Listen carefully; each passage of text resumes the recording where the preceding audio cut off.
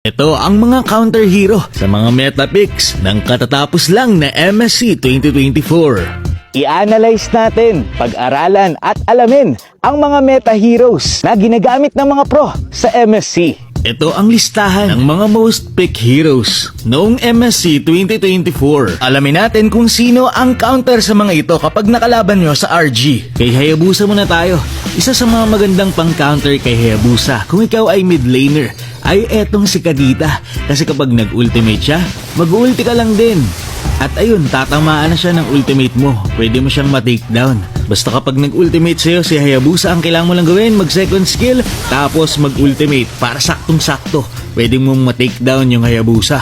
Pwede ring maging counter kay Hayabusa etong si Fredrin. Dahil sa sobrang daming crowd control nito, mahihirapan siyang mag-in and out sa mga laban. Masyado ring makunat si Fredrin, kaya mahihirapan talaga yung Hayabusa dito. Pwede ka rin gumamit ng Faramis para may pangligtas ka sa iyong mga kakampi. Pwede rin pang-counter yung mga hero na maraming crowd control kagaya ni Ruby, Paquito at Terisla. Sunod natin ay si Julian. Ito, napakaraming gumagamit nito ngayon. Isa sa mga pang-counter kay Julian ay etong si Savior. Kasi kapag ikaw ay na-immobilize, hindi ka makakagamit ng iyong skill 2. Kaya pwede kang bigyan ng mga kalaban. Pwede nyo rin gamitin si Lilia. Kapag kinambuhan ka, mag-ultimate ka lang at babalik na ang HP mo. Tapos, dahil wala ng skill yung Julian, pwede mo nang paulanan ng skill. Isa din sa mga counter dito kay Julian ay si Basha. Kasi meron siyang anti-heal. Kaya naman may hirapan etong si Julian. Kasi ang kunat ni Bakshe. Kung healer naman ang trip nyo, pwede itong si Florine. Kahit saan ka kasi naroroon, pwede kang heal ng hero na to. Lalaki ang chance na hindi mapitas ang mga kakampi mo. Next hero natin ay si Roger. Kapansin-pansin na nagpipick sila ng Valentina kapag may Roger. Kasi ang lakas makaabuso ng skill netong si Valentina kapag Roger ang kinopya niya. Ang bilis ng cooldown ng ultimate, tapos naging human and wolf form pa. Kaya naman malaki ang pakinabang ni Valentina kapag Roger ang kalaban niya.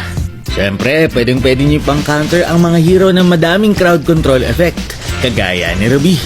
Next naman natin ay Baksha.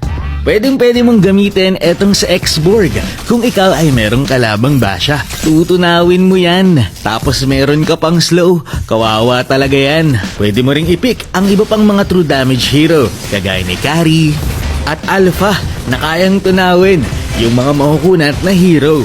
Pwede rin yung mga slow meta kagaya ni Novaria, Eve at Lilia. Dito naman tayo sa counter sa herong si Nolan. Maganda kapag Nolan ang kalaban mo. As much as possible, meron kang dash para hindi ka tamaan ng kanyang full combo. Kagaya ni Valentina. Etong si Claude, pwede rin. Basta fast hand na may dash, pwede na. Okay din ipangtapat si Ling kapag Nolan ang kalaban. Kay Fredrin naman tayo. Isa sa mga magandang pick kapag Fredrin ang kalaban mo ay etong si Akai. Kasi napakaraming crowd control netong si Fredrin. At si Akai naman ay nakakapagtanggal ng crowd control. Kaya makakaretry ka pa rin. Kapag Ling naman ang kalaban, pumili lang kayo ng mga maraming crowd control kagaya ni Ruby.